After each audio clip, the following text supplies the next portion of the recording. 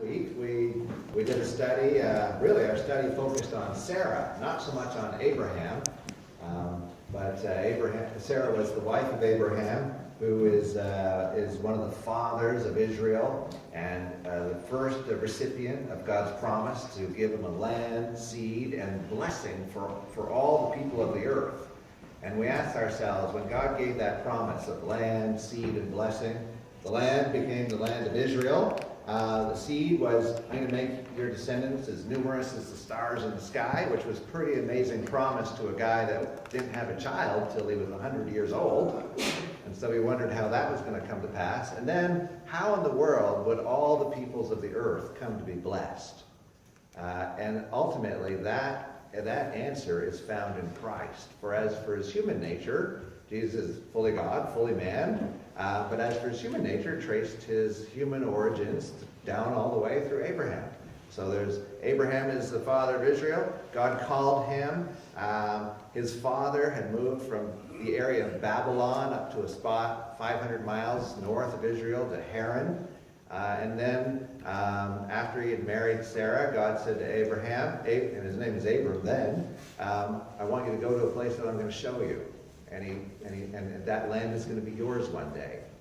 And so then he journeyed down into what's known as the Promised Land, the land of Israel. And he lived there and spent his days there. And finally, he had a son named Isaac. And today, I want to focus our attention on Isaac. Isaac was the one son born of Sarah. Abraham actually had a few wives, which is a problem, but he had them after Sarah died.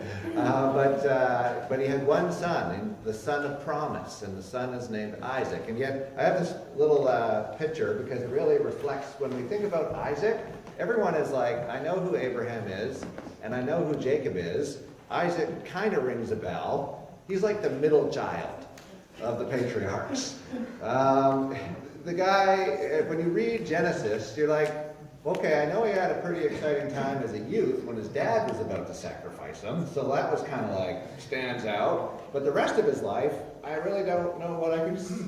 There's nothing that really stands out. Now, I know he had a kid who caused a lot of trouble, but the rest of his life, 180 years worth, is relatively quiet. And sometimes when you and I think about relatively quiet, we equate that with boredom, don't we? Because we got Abraham doing all his stuff and leaving a trail behind him sometimes, and then Jacob leaves a complete trail of wildness in his wake. And then there's Isaac stuck in the middle. So I don't recommend it. If you're the middle child, go ahead, dye your hair purple. If you're a parent and you have a middle child, pay attention to them. Sometimes they get lost in translation sometimes. But Isaac is he's like that middle child. He gets lost in the middle. But I want to show you a little bit about his life today. Just from reading, I want to give you a little bit of a survey of his life, and then we're going to drop down into Genesis 26. So there's some things, and I'll walk through them. Some important details. There's a picture of him with your old dad around age 13. Now it's interesting, when you read the account in Genesis 22, it's a test, and I'll talk about that in a moment. But actually, Isaac, he was very trusting of his father. He trusted his father, which is kind of interesting, particularly given the difficult circumstance that he was facing at that particular moment. And I'll talk about that in a moment. But when we think about Isaac as one of the patriarchs, patriarch means male head of a family. But when it comes to the Bible, we talk about three patriarchs in particular because they're the fathers of Israel: Abraham, Isaac, and Jacob. And so Isaac, born to his mother Sarah was 90 years old, and Abraham was 100. She had been unable to have children all those years. They had tried to help God out by getting a handmaid and having a child, and the child's name was Ishmael, and Ishmael's descendants, even to this day, there's friction between the descendants of Ishmael and Israel. And so trying to take corners and cut corners in life is going to get us in trouble. That's one of the lessons. Do things God's way. Don't try and help God out. Don't take a shortcut. Wait on God. But he's a miracle son, a son of promise. 3 angels appeared to Abram and said, in 1 year's time, when you read Genesis, your wife is going to have a son. And the lesson there was, and really it ties to Christ because he's a type for Christ, is nothing is too hard for God. And the very same words are said to Mary. And so when last week we talked about Sarah and Mary, the 2 most important women in the Bible. And Isaac is the product of this. He's the miracle child. And then there's a test. When he's about 13 years old, God says in Genesis chapter 22, take your son, your only son, whom you love, and go to the place I will show you, and sacrifice him there. And you and I, all our red flags and alarm bells go off because you're like, isn't sacrifice of people forbidden? And yes, it is. And so we ask, what is going on? It's a test. In fact, it specifically says in the text that God was testing Abraham to see what and God does the same in our lives, doesn't he? He wants to, we say we're his followers, and at times there's some challenges and tests that come our way. And does our profession match up when tough times come? Are we what we say we are? And so it becomes a test, but it's actually more than that.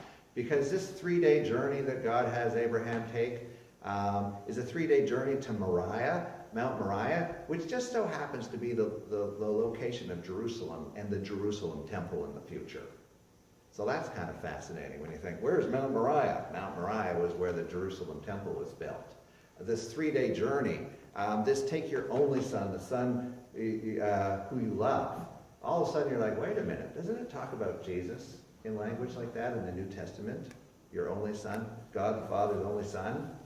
And so Isaac serves as a type for Christ. And through this test that Abraham's facing, there's also these things that are pointing us forward to Christ. And so they take this 3-day journey. Abraham obeys God because Abraham actually believed that God would give him his son back. But then it says, an angel of the Lord said, don't do it. And then Abraham looks over, and it says that God had provided a ram. And the key word in the text, if you read Genesis 22, is instead of. And it's the concept of substitution. And so there's a sacrifice, so that instead of, and so God makes this provision, and that's critical to our thinking about Christ and us. Jesus dies on the cross. Instead, he takes the punishment that we deserve instead of us. And so that whole event of Genesis 22, once we get past our, wow, what's going on here? This seems so bizarre. And you start exploring into the text, you realize this is all pointing us forward to Christ and what God's doing with his only begotten Son, Jesus Christ. And the whole concept of substitution, it's called substitutionary atonement, but Jesus dying in our place, taking the punishment that we deserve instead of us.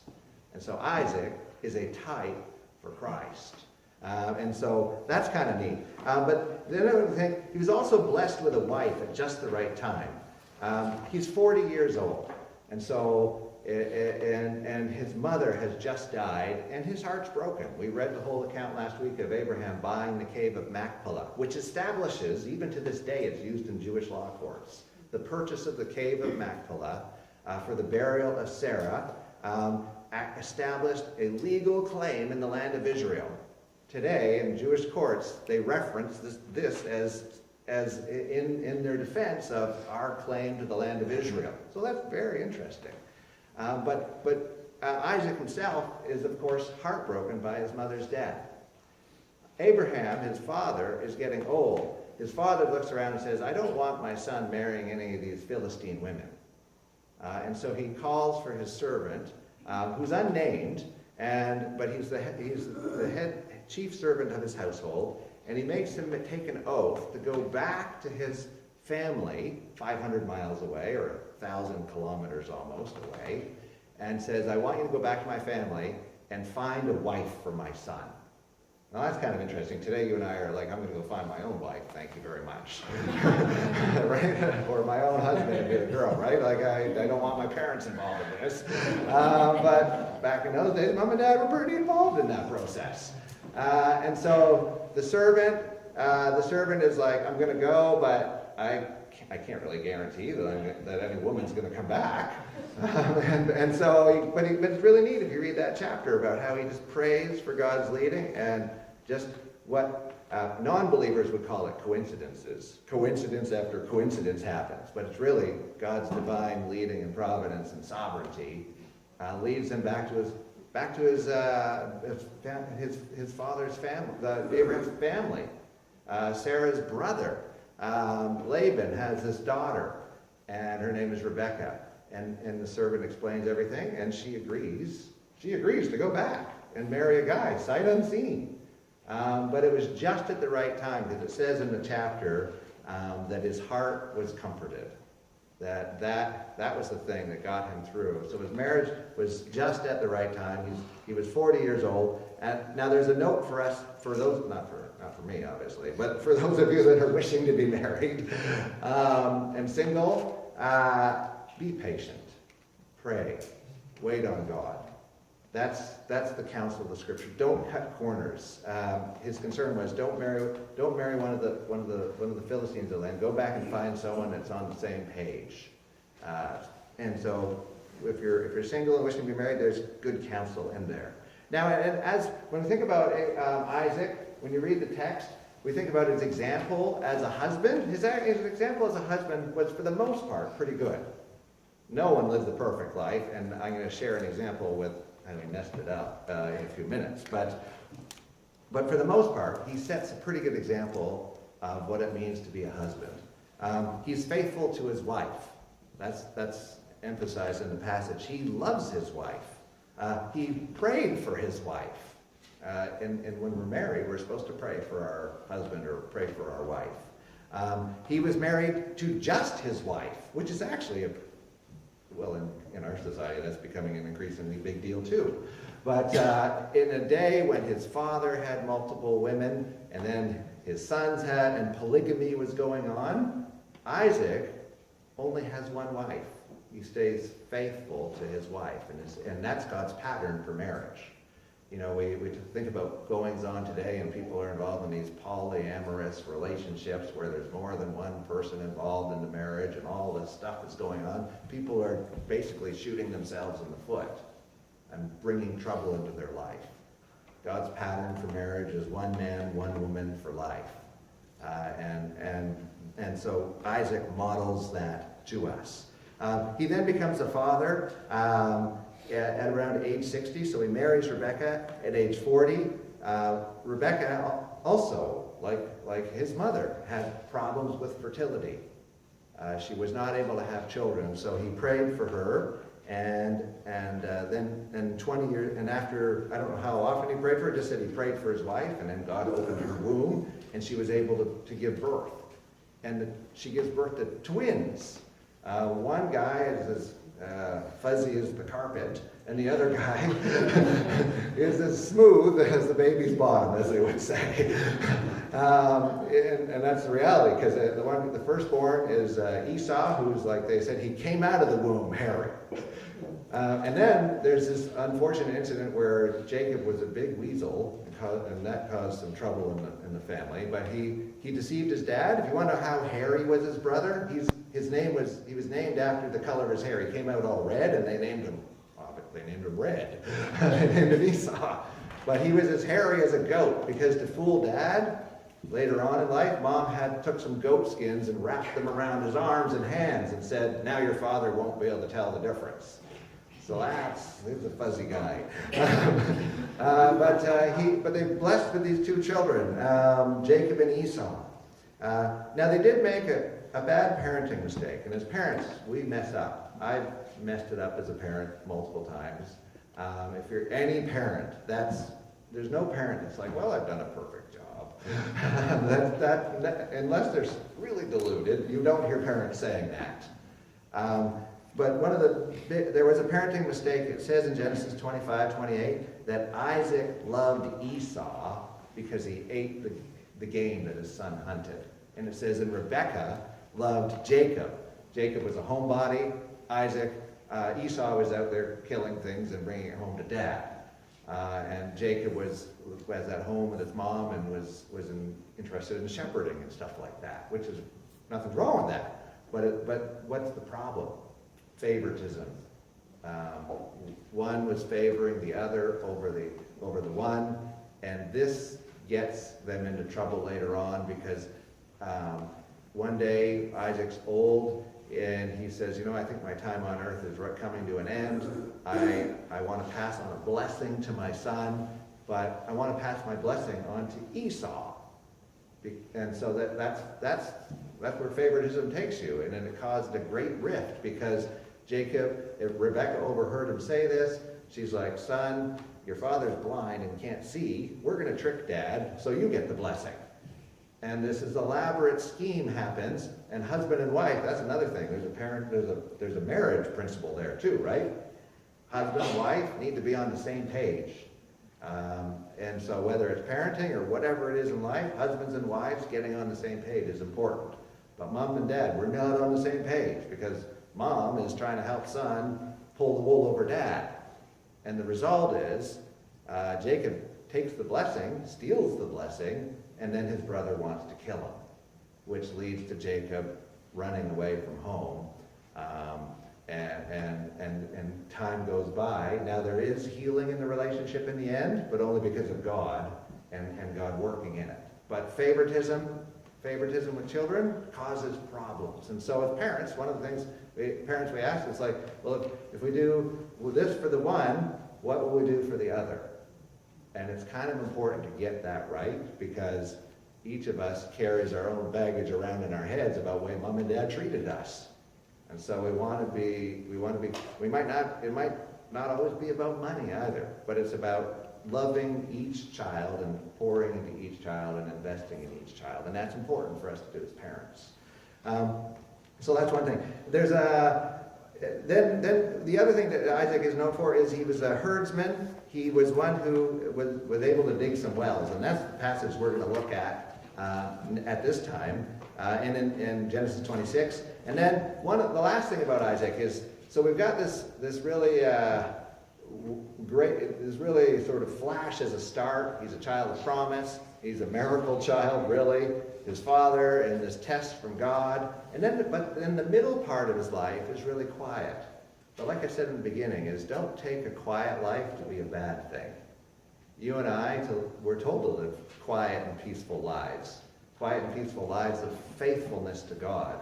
And that's what Isaac did.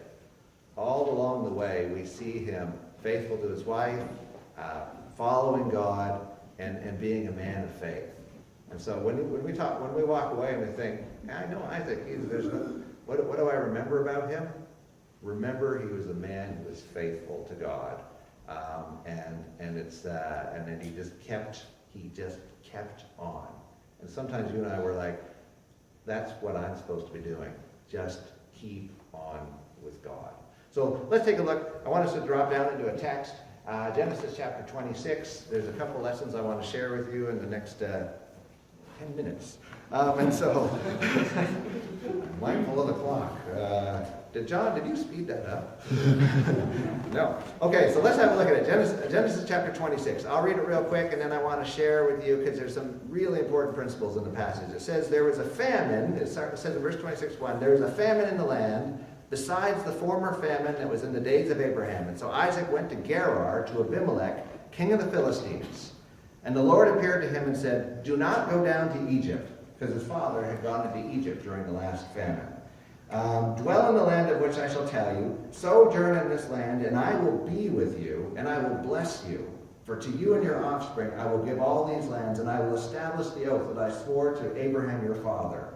I will multiply your offspring as the stars of heaven, and I will give to your offspring all these lands, and in your offspring all the nations of the earth shall be blessed. Because Abraham obeyed my voice and kept my charge, my commandments, my statutes, and my laws. And when I look at this first little section, when we think about the text, Isaac becomes heir to the promises given to Abraham. Land, seed, and blessing. and ultimately all nations of the earth will be blessed. How is that possible? It's possible because of Christ. There is forgiveness of sins available for anyone who would humble himself and put their faith in Jesus as Lord. That's how all nations of the world come to be blessed. It's blessed in Christ, and the forgiveness is found in Christ. And so that's how that promise comes to pass. And Isaac becomes heir of it. And then in the next section we see there's a little bit of a challenge. So there's another thing to note. And here's a principle for us. Holding on to God's promises in tough times is really important, isn't it? What's the context that the promise is given in? An incredible famine. It seems that one's life is at risk. I can't eat. I can't live. But in the midst of that, that's when God appears and says, I have this promise that I want you to hold on to. I'm your God. Here's a promise for you. Yes, your external circumstances are not so pleasant, and yet I'm your God. Here's a promise for you. There's some relevancy in that and into our life, isn't it? What is it that we're holding on to? We're holding on to Christ and the promises of Christ. And sometimes life around us is very difficult. And we're called to do exactly what Isaac did. God says, I'm your God. Here's my promises. Hold on to my promises, even though your circumstances look difficult. That's applicable for you and I. And then we think about verses 6 and following. And so Isaac, I mentioned a minute ago that he struggled with the same sin as his father Abraham. It says Isaac settled in Gerar, and when the men of that place asked about his wife, he said, this is where he messes up. He says, she's my sister. For he feared to say my wife, thinking lest the men of this place should kill me because of Rebekah, because she was attractive in appearance. And when he'd been there a long time, Abimelech, king of the Philistines, looked out the window and saw Isaac. See, the word laughing with is not the right word. Fooling around with his wife, Rebekah. And so Abimelech called Isaac and said, behold, she's your wife. How then could you say she's my sister? Isaac said, well, because I thought, lest I die because of her. Abimelech said, what is this you've done to us? One of the people might easily have slept with your wife, and you would have brought guilt upon us. And so Abimelech warned all the people, saying, whoever touches this man shall surely be put to death. And when we think about this particular incident, so here's a little snapshot into Isaac's life from which we can learn. What's the sin he commits? He lies. He's afraid. We struggle with lying for a variety of different reasons. We all have our reasons for not telling the truth. In this case, he's afraid. My wife is really good looking. I'm the roadblock. They're going to want to get rid of me. Hey, wife, could you please just say you're my sister, and this is going to make my life easier if we lie. The problem is, lying never makes our lives easier. And here's another thing is the lie, you could justify the lie because people justify the lie. Like I say, we justify lies for a variety of reasons. Isaac could say, you know what, my life is in danger. I could lose my life here. What's wrong with a little lie? And then what does he forget? He forgets to trust God. He forgets that God is bigger than this. He forgets that there's no problem for God to protect him and to protect his life. But what's he doing? He's like, I could lose my life. This is just a small matter of not telling the truth. That's how I'm going to save my life, by telling a lie. And so when we think about all these ethical questions, is it okay to lie in X or Y circumstance? Sometimes we end up with the wrong answer. We're like, well, of course it's okay to lie in that situation. But this teaches us otherwise, doesn't it? The lie is found out, and he's rebuked by someone that doesn't even know God. Well, look what you've done. And yet, the challenge for you and I, the application for you and I, is we're to be people who tell the truth. Lying is easy to do, but it gets us into trouble. And so telling the truth and trusting God, committing ourselves to his way. And then as we move on, it says in the text that following this, and I'm running out of time, but I've got a whole bunch of stuff here. But there is some very important application I can't let you leave without, and it has to do with how you handle opposition. And I'll give a summary of the rest of the passage. So immediately following this, it says that that year, following him being found out, and they're like, hey, that's not your sister, that's your wife. It says that God blessed Isaac, and that he became incredibly wealthy. So wealthy, remember he moved to get away from the famine? He moved into Philistine territory in a city called Gerar. The Philistine king is the one that rebuked him. But then God blessed him so much that the Philistines started to get really envious of him. Like it was really bothersome to him that all of a sudden this foreigner is now richer than the rest of us. And they say to him, we want you to leave. You are too, they word it as, you're too mighty for us, but basically get out. But in the way that he handles it, there's some big lessons for us. And so he's told in no uncertain terms in verses 12 to 17 to leave town. But he models for us as one who commits his way to God. How would you and I have responded? We moved to an area, things are going really well, and then the locals say, we don't want you here. Get out. And you could be like, no, I have every right to be here just as much as you do. You get out. Or like that's our spirit, isn't it? Fight back. Kick up a fuss. Assert our rights. But he says, okay, you want me to leave? I'm going to leave.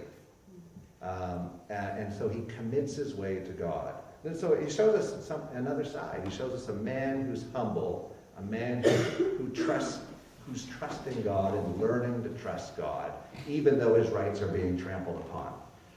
Then things get a little bit worse. Along the way, it talks about the Philistines had become so envious of Isaac that they had filled in the wells that his father had once dug in the area. They're actively trying to make life difficult for him. He redigs those wells. And then as soon as he redigs the wells, some of the shepherds on the outskirts of the city of Gerar are like, that water belongs to us. Now, that's adding insult, isn't it? One, you've been told to get out. Now you've moved, and you're like, okay, maybe we can settle here. And then as soon as you settle there's another group of people now telling you to go. And so when we think about this becomes very real for us, because along the way, what Isaac's modeling for us, how do we respond to opposition and adversity from people that really aren't for us? How do we take offense? How do we handle offenses that we experience along the way? And he's showing us a model of one who commits his way to God, one who is not combative. In fact, when these folks claim these wells, he packs up and he leaves. He's a man of peace. He's not a man given to arguing and fighting and squabbling. He's just like, okay, we're gonna try again somewhere else. And then finally the text tells us that the next place that he goes to after this happening twice over the wells, that he digs a well, and this time the well is not contended over. God again appears to him and blesses him, and he's able to settle down. So it's amazing how his faithfulness is rewarded. You and I, we ask the question, does God reward faithfulness? The Bible shows us that he does, but it's about being patient and committing our way to God, being people who are peacemakers, who even though sometimes we think and we feel right, sometimes we really do feel, I have a right to stand up in this situation. But Isaac is actually teaching us about something else. He's wanting us to think about our relationship with God first, and about committing our way to God, and trusting that God will supply our needs. And he's learning that lesson, and that's a lesson you and I are striving to learn. And then the last thing, the story takes a real twist, and then we're done, is in the end, the very same people, the very same king who said, get out, shows up at his door one day and said, I've seen how God has blessed you in so many amazing ways. I would like to make a covenant of peace with you. Now, if a person that chucked you out and said, get out of town, leave, and then other people kept saying, go, you haven't gone far enough, keep going, you and I might carry a little bit of bitterness in our heart, right? That is a struggle, right? People do stuff, a little bitter root starts to form in our heart, and we're like, I don't really like them at all. Something amazing happens. These folks show up at his door. Isaac throws them a party. It says he gave them a great feast. He said, stay the night. And then in the morning, he actually says, and let's make this deal. Let's make an agreement of peace. Even though the language that the king uses, he said, we've never done you any wrong. And you're like, well, I don't know about that. But he's modeling for us hospitality, of being gracious, of being forgiving, of being a man who does not hold on to bitterness. There's a lot in there for us, isn't there? When wronged, and yet when they come to him, he doesn't say, well, you did this to me, and you said that to me, and then that happened, and that happened, and that happened. I don't want you on my property. Get out. Right? That's our flesh, right? Like when the moment comes and you're like, you're here asking me, and you've done all that? I don't think so. And yet Isaac shows us another example.